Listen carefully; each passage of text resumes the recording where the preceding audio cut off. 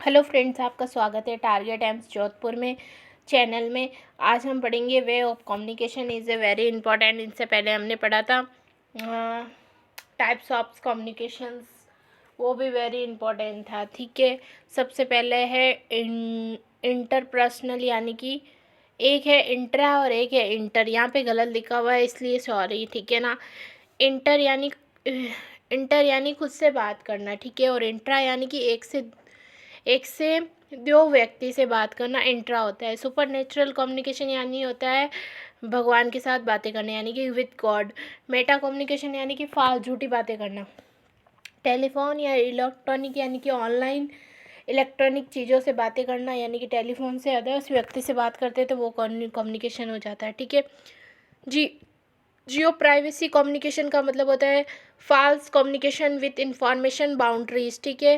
Barrier of communication, ये भी एक वेरी इंपॉर्टेंट टॉपिक है। फिजिकल बैरियर यानी कि किसी प्रकार की फिजिकल प्रॉब्लम होना। Environment barrier,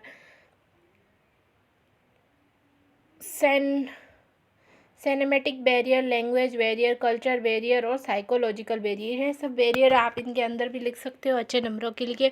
how to come barrier, हम बैरियर को कैसे कम कर सकते हैं। ओपन हैंडेड क्वेश्चन पूछ के। देखो इसकी शॉर्ट ट्रिक है LADDER। एल यानी कि लुक इट द फेस, यानी कि फेस टू फेस देख के आई टू आई कांटेक्ट करके बात करेंगे तो इससे क्या होगा, बैरियर कम होगा। आस्क द क्वेश्चन पूछेंगे तब भी बैरियर कम होगा। डू नॉट इंटरेस्ट, अगर हमारा इंटरेस्ट नहीं होगा तो अच्छा नहीं होगा, इसलिए हमें इंटरेस्ट लेना है। Do not change the subject, हमें अपना सब्जेक्ट चेंज नहीं करना है। एक्सपीरियंस द फीलिंग, अपनी जो फीलिंग है उसको शेयर करना है, ठीक है। रिव्यू और रिकॉग्नाइजेशन, और जो भी बात बोली है उसको रिव्यू करना है और उसको रिकॉग्नाइजेशन करना है। इससे हम क्या कर सकते हैं, बैरियर कम कर सकते हैं। ये डू नॉट इंटरेस्ट गलत लिखा हुआ है, यहाँ पे इंटरेस्ट लिख देना। अगर इंटरेस्ट आएगा तभी हम बात करेंगे, है ना। ये नोट हटा देना यहाँ से, है ना।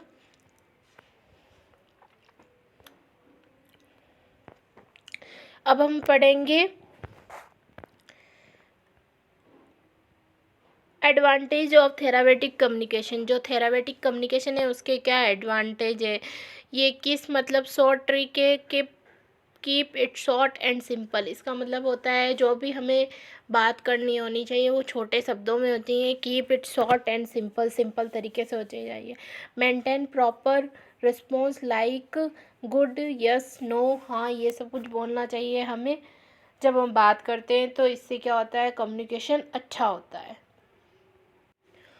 और है ना, जब भी हम कम्युनिकेशन करते हैं, जैसे कि सबसे ज़्यादा हमारे कम्युनिकेशन कब आता है, काम हॉस्पिटल में, जब पेशेंट और नर्स आपस में बात करती है, जब जाते हैं, ये कम्युनिकेशन बहुत ज़्यादा काम आता है। तो हम जब देखो do not do extra others काम, जब भी हमें पेशेंट हमें कोई प्रॉब्लम्स बता रहा है या कोई भी हमें अपनी बता रहा है कि मुझे ये प्रॉब्लम है, तब हमें अदर्स काम नहीं करना चाहिए, उसकी बात सुननी चाहिए, ठीक है।